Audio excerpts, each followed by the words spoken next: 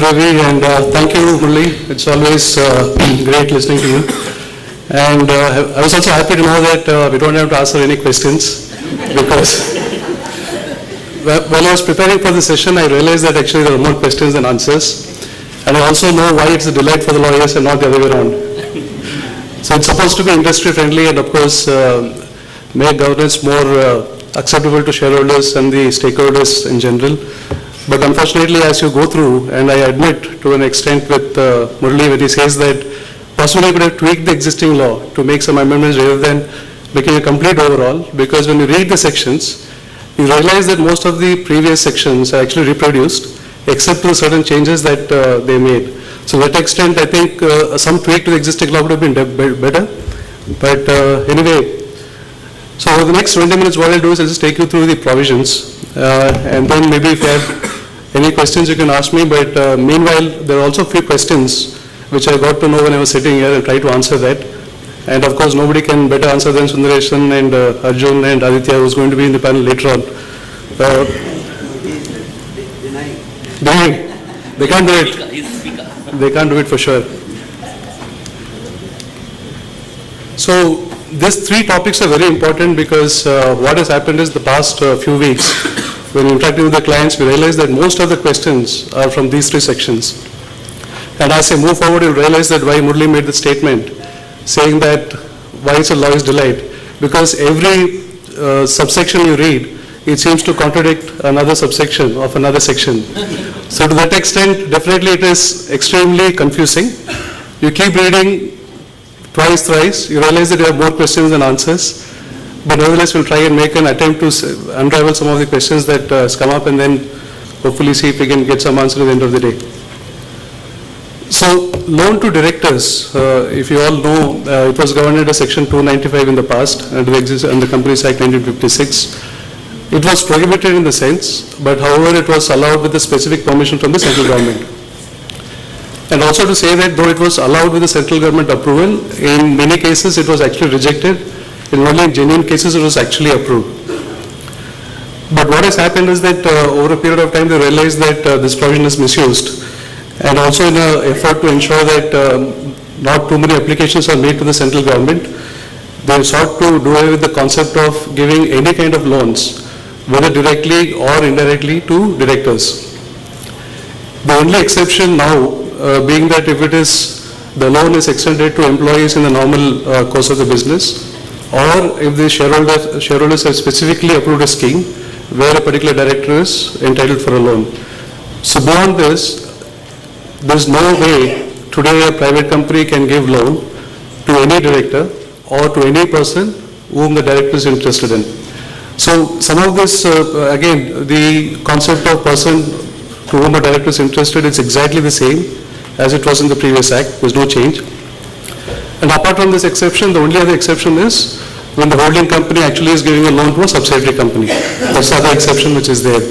But even then, when you come to section 186, you will realize that actually you have to pay interest. You can't, and at the prescribed bank rate, and you cannot have any concession in terms of the interest rate. So to that extent, again, while it is an exception, so to speak, it really doesn't make sense, because it's as good as a subsidiary actually borrowing from the bank. So in a way that it is, I don't know to what extent private companies will be impacted. And the other important thing is that, again, as I said, I will not go through each and every part of this. This was there in the previous act itself. It is essentially loan to directors, the relatives, firm in which a director is a partner, a relative is a partner, so on and so forth. The only one thing is that the last point, which is an all-encompassing clause, which says that if a particular company or a board is or a body corporate is accustomed to act on behalf of or at the direction of a board or a director of a company, that includes. So in a way, even if you come out of any of these exceptions, 5 exceptions, you will get caught in the last one, because it's very difficult to define or determine actually when you are not or otherwise outside this accustomed to act. So I'm sure there will be a lot of questions surrounding it. But the fact is that we have not changed anything. So we'll live with this since 1956. Hopefully there will be no disputes surrounding it. Just moving on, the most important issue is now is that private companies are also included in 295. So in the past, under 1956 Act, 295 was applicable only to public companies.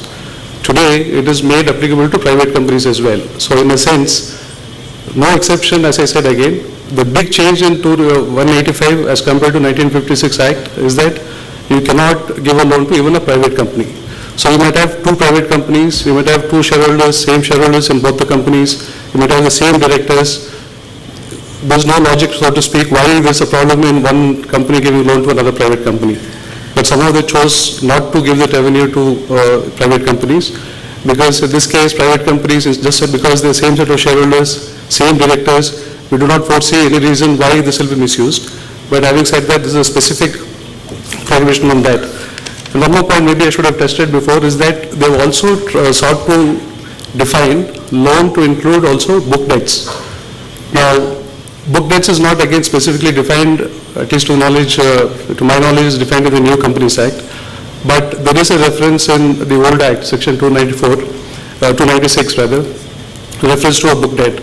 Now book debt, the definition is that in the normal course, a debt that arises in the normal course of trade.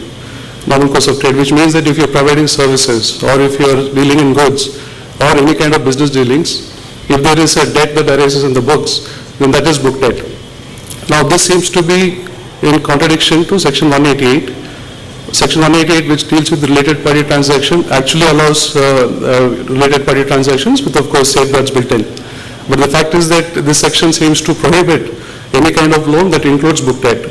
The only saving grace is that the section provides save as begins with the word save as otherwise provided. So our presumption is that section 188 being a specific section will overrule 185. And I'll come to Murali's point a little later as to why its law is delayed. You raised, as I said, more questions than answers, but this is one of the contradictions. So if there's a book debt that is specifically accepted and allowed under 188, whether it will contradict section 185, that is one of the confusion. And as I said, the exception like in the past under 295, wholly owned subsidiaries were exempted. It continues to be so. The only thing is that if it is just a subsidiary, you can only give a guarantee and not a loan.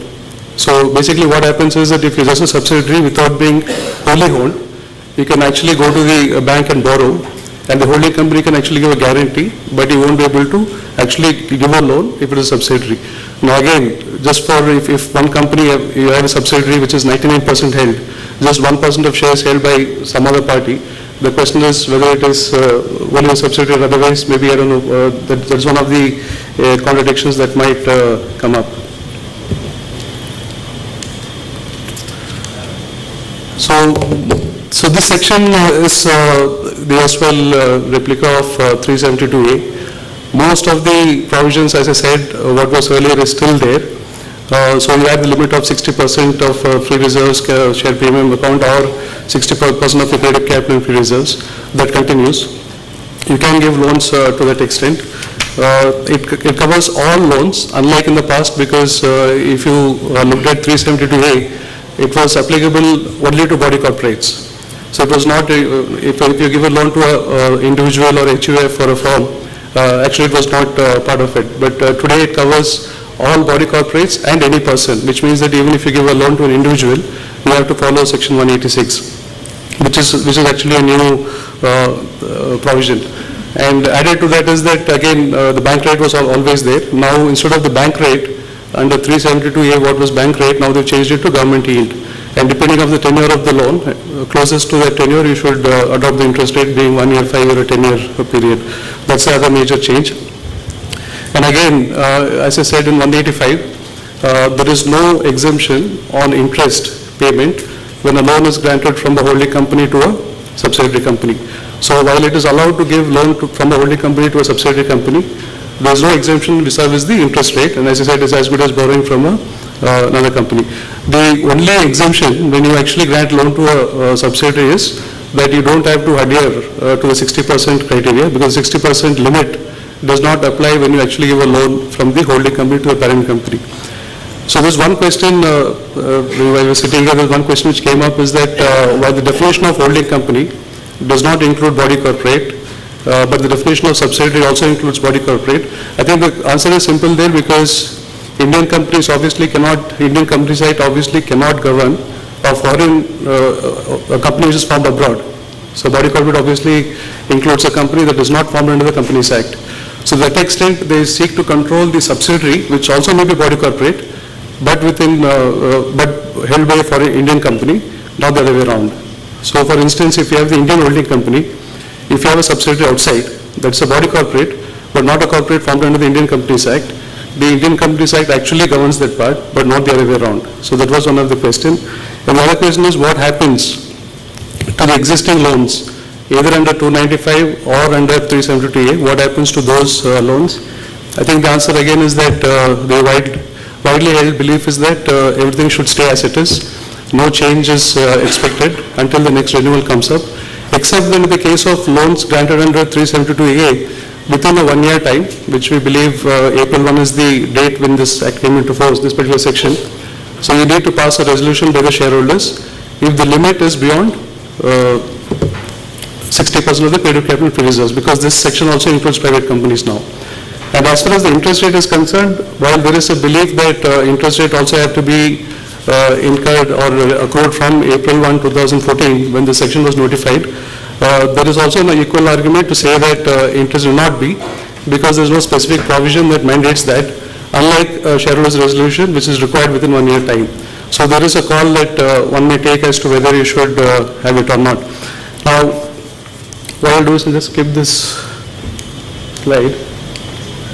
This is a very interesting slide, and particularly maybe we should ask what Murali thinks about it, is section 185 and 186.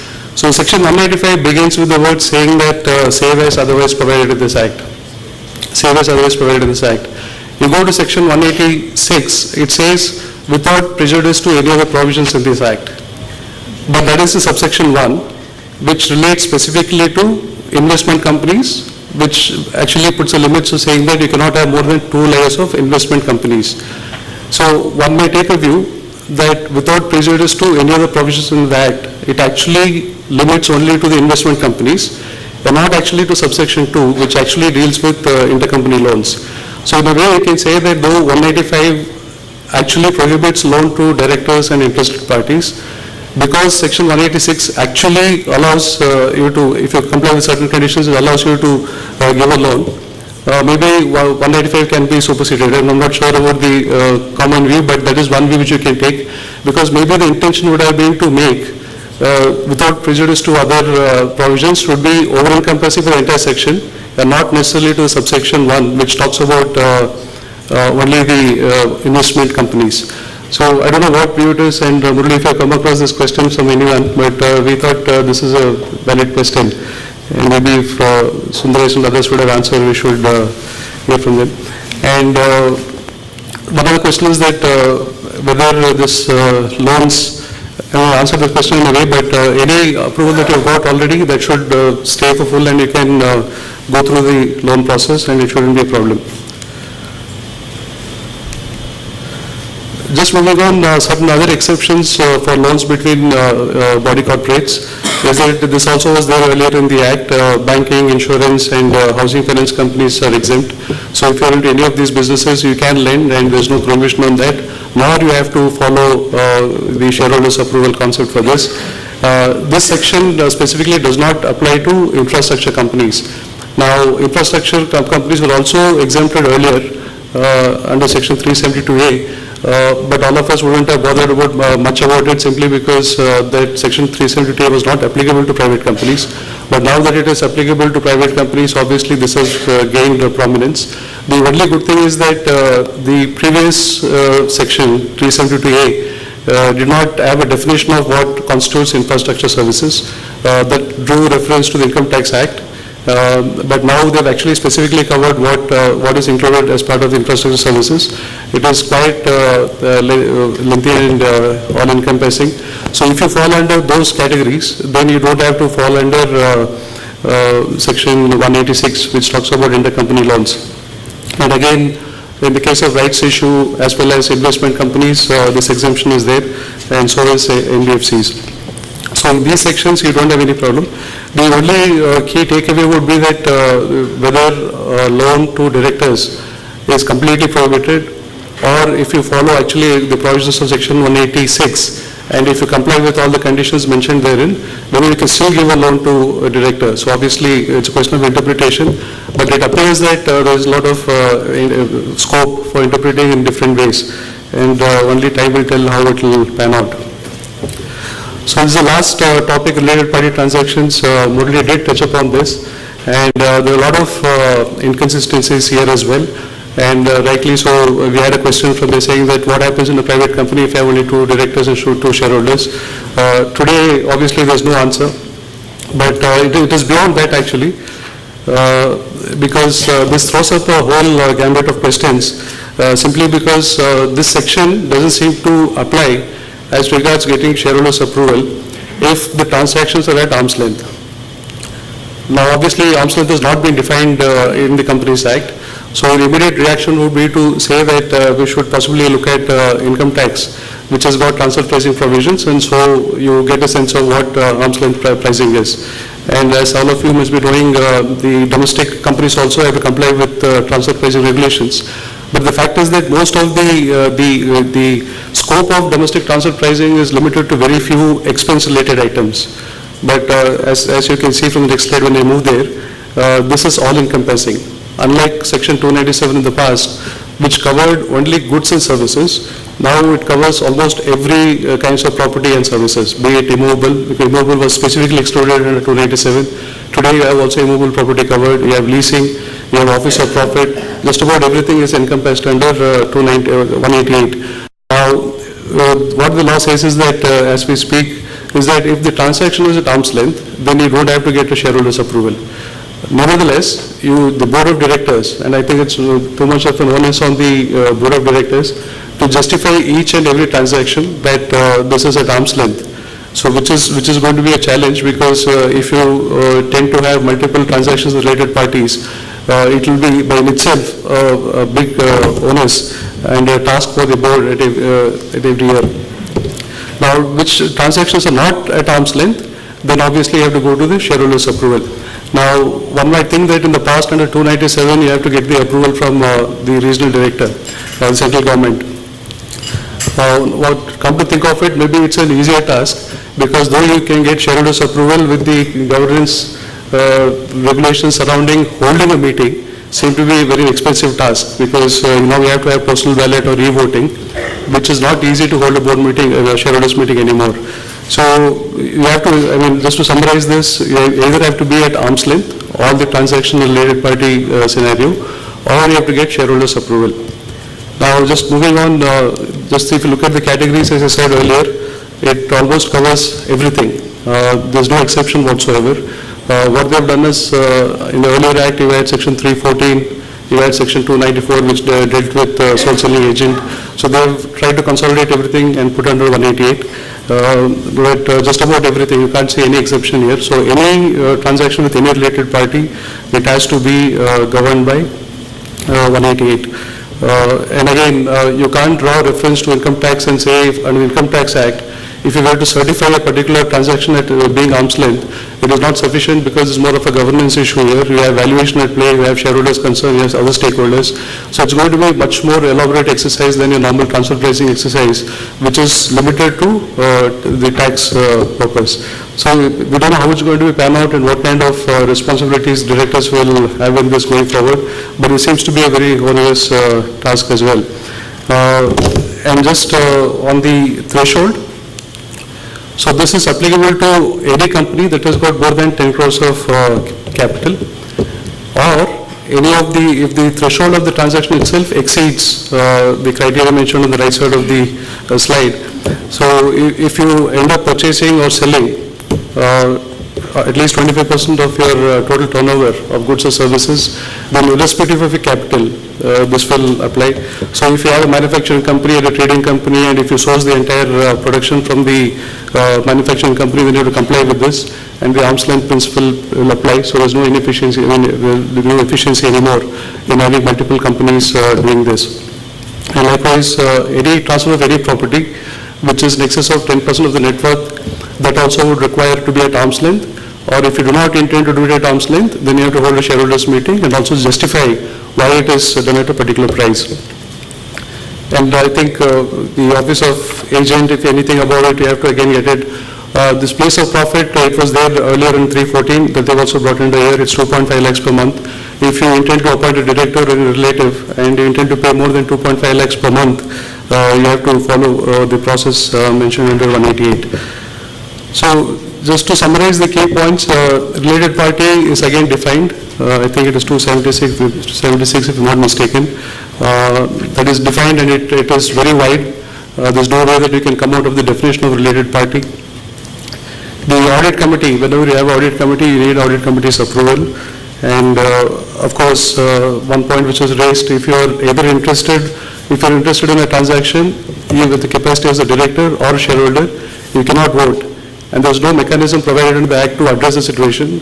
Maybe a central government approval would have been better, but there's no provision to speak, as we speak today, to say how that will work. If we have common directors, all are interested, or even members who are the same shareholders. So no one seems to know the answers, it's only questions, but that's an issue. And of course, you have to get the approval. So if a company enters into a contract, you have to get the approval from the shareholders or the board, as the case may be, within 3 months. If it is not done within 3 months, the contract becomes voidable at the option of the company. But the interesting thing is the related party who got benefited out of the transaction will be liable to compensate the company or indemnify the company. So in a way that if you look at these 3 sections in total, 185, 186 and 188, it is interlinked in a way because it gives a lot of onus on the directors and the management of the company. And also they seem to be interlinked because 297, as it existed in the past, it allows you to trade and provide normal credit period to your suppliers. And that suppliers could be a related party. But that seems to be specifically prohibited under 185 because it says loan includes book debts. Book debts again means credit extended during the trade. So there are a lot of these questions which might come up and we don't know how this will be answered. I think some of these things also might be answered or clarified by the ministry as we move on. But nevertheless, I think I can see Sundaresan preparing very hard to take all the difficult questions that might be coming up after this. You did ask me a question when I was walking in, have you considered this? I said, I've not heard about this, what is this? So obviously he has done much more work than what I've done. Particularly the forms which have been notified, it is very difficult to remember all the names because you're used to doing work under 180, I mean the previous Companies Act, and you're used to all the forms. And suddenly when you say MVP and MPS, I get confused. So I said maybe Suresh is the right guy to do it, and along with Arjun and Aditya. So thank you for your attention. Not sure if you're able to do justice to new act in a short while. But obviously it is very complex till such time we get to understand what it is. But it's not all that complex as well, but definitely complex for the directors and delight time for lawyers like Murli. So with that note, thank you all and thank you for your attention. And if you have any questions, I'm happy to chat over coffee. Thanks. Bye.